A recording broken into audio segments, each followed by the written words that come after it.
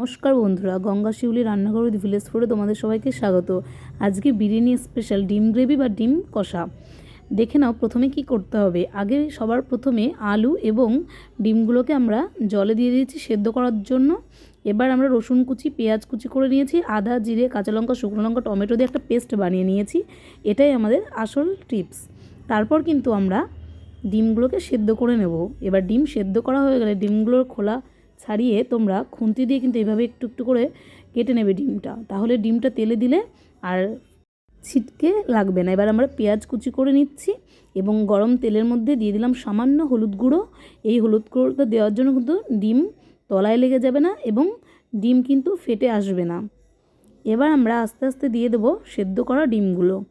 সেদ্ধ করা ডিমগুলো দিয়ে ভালোভাবে তোমাদেরকে একটু খুন্তি দিয়ে নাড়াচাড়া করে নিতে হবে এবং যতক্ষণ না ডিমের কালার আসছে এবং ডিমটা ভালোভাবে ভাজা হচ্ছে ততক্ষণ তোমরা ভেজে নেবে।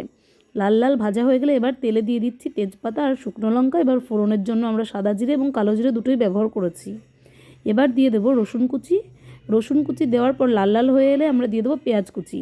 পেঁয়াজ কুচি দিয়ে তোমরা কিন্তু ভালোভাবে নাড়াচাড়া করতে থাকবে এবং এর মধ্যে সামান্য হলুদ গুঁড়ো এবং সামান্য একটু লবণ দিয়ে ভালোভাবে এটাকে কষিয়ে নেব এবং আমাদের পেস্ট করা স্পেশাল যে মশলাটা সেটা কিন্তু এবার আমরা দিয়ে ভালো করে কষাতে থাকবো। আদা, জিরে, শুকনো লঙ্কা, কাঁচা লঙ্কা দিয়ে এই মশলাটা করা খুব সিম্পল। ভালোভাবে কষে আসলে যখন তেল ছাড়তে শুরু করবে ঠিক এরকম অবস্থায় সেদ্ধ করা আলুগুলোকে দিয়ে দেবে, যেটা আমরা ডিমের সঙ্গে আলাদা সেদ্ধ করে রেখেছিলাম। দেখো বন্ধুরা, এবার কিন্তু তেল ছাড়তেও শুরু করে দিয়েছে আর আলুটা ভালো করে কষানো হয়ে গেছে। এবার আমরা ভেজে রাখা ডিমটা দিয়ে দিলাম। ডিমটা দিয়ে ভালো করে কষিয়ে নেবে। আমরা এই গ্রেভি বা কষার জন্য কিন্তু অবশ্যই গরম জল ব্যবহার করব, কারণ ঠান্ডা জল দিলে সেরকম কিন্তু টেস্টটা আসে না। তাই আমরা অবশ্যই গরম জল ব্যবহার করব।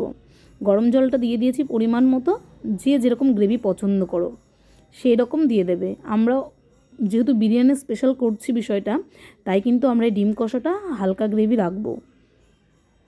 দেখো বন্ধুরা, এবার লবণ দিয়ে দিলাম আর সামান্য গুঁড়ো গরম মশলা ছড়িয়ে আমরা কিন্তু এটা রেডি করে নিয়েছি।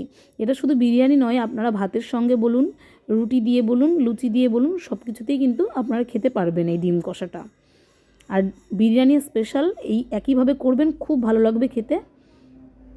ধন্যবাদ আমাদের ভিডিওটি দেখার জন্য। আমাদের ভিডিও যদি আপনাদের ভালো লেগে থাকে তাহলে লাইক, কমেন্ট, শেয়ার অবশ্যই করবেন আর সাবস্ক্রাইব করবেন আমাদের চ্যানেলকে। চ্যানেলের পাশে থাকবেন, বেল আইকনটি অবশ্যই প্রেস করে দেবেন যাতে সবার আগে নোটিফিকেশান আপনি পেয়ে যান।